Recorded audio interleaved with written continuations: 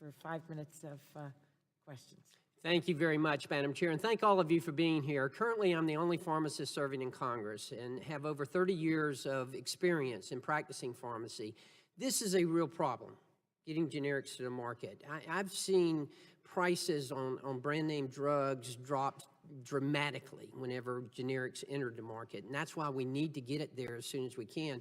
I have so much respect for the pharmaceutical manufacturers who devote and invest in research and development. I've seen nothing short of miracles in my years of practice that have come out as a result of research and development. However, when a drug is too expensive and not accessible or affordable, it does no one any good whatsoever. So that's why this is so very important.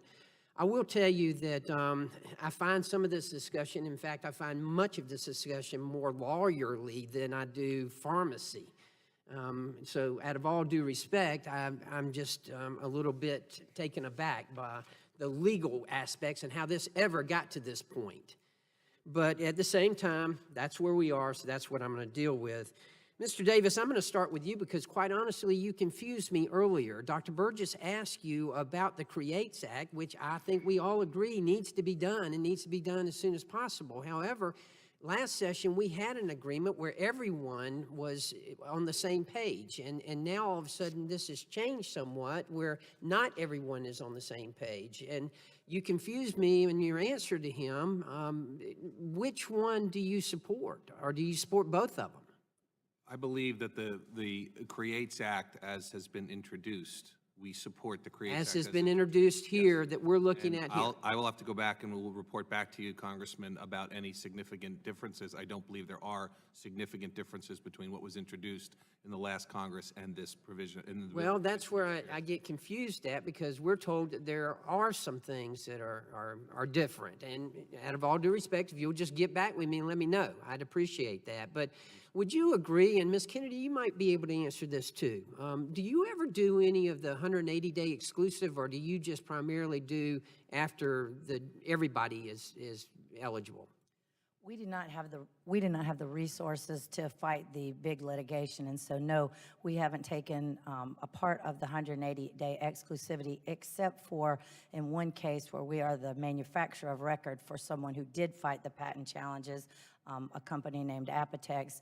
We manufacture for them a product called budesonide, a corticosteroid. That's the only time. Okay. Well, as was mentioned, Representative Schrader and I have bipartisan legislation, the Blocking Act, that we feel like is good legislation. It's going to make a difference, and that's the key here. How do we make a difference? You know, of all the committees in Congress, I would submit to you that the Energy and Commerce Committee works in a more bipartisan fashion than any other committee, and I've always been very proud of that, and I continue to be proud of that, and I hope that in this session we will continue that. That's why this legislation, the Blocking Act, that Representative Schrader and I are co-sponsoring, is so very important to me, and I want to see us continue with that. But back to the CREATES, if a generic company asks of a brand manufacturer, I need samples, and they provide it, and there are no other kind of agreements or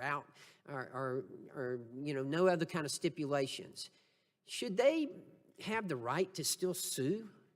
I mean, because if a brand name manufacturer provides them with everything they've been asked for, shouldn't that be enough? Anyone want to tackle that? Yeah, so anyone want to tackle that? Yeah, the problem is that they're not getting the samples. So No, that's not what I asked, Mr. Kerry. I said that if they got the samples, and if we required it as part of the CREATES Act, said you have to give the samples. And if you give the samples, then you have no other excuse. You have 180 days at that point. That's what I asked. So if the brand company is giving the sample, that's fine. The problem is now they're not. Okay, but if we say that they have complied and they've given the samples, then isn't that a no-brainer? Mr. Davis? Yeah, just so I understand correctly, Congressman, you're saying that the originator would give the samples right to the generic manufacturer. And there's no other kind of stipulations. If they would give them. But that's actually what we're trying to address here is the right, exactly. Kerry said they're not.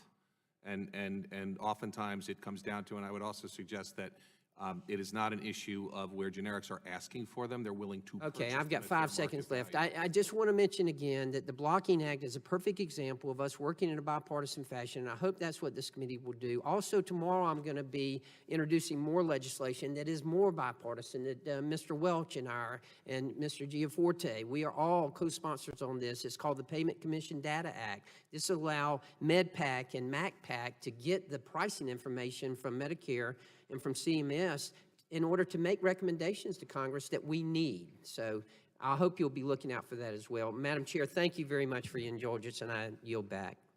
You don't have anything to yield back.